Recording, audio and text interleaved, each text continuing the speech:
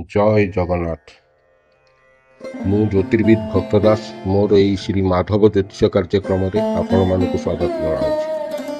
संसार में एमती बहुत दंपति अच्छा जे कि गोटे संतान पर बहु चेष्टा करी और बहु पैसा खर्च कर विफल होती और कहीं कन्या संतान पर भी पुत्र संतानटे भी आशा कर।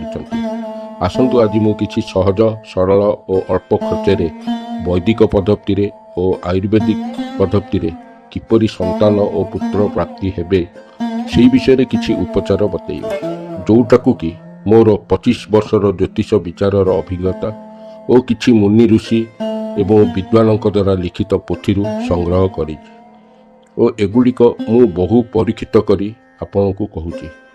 एही उपचार माध्यम बहु निसंतान भी संतान प्राप्ति होइचंती।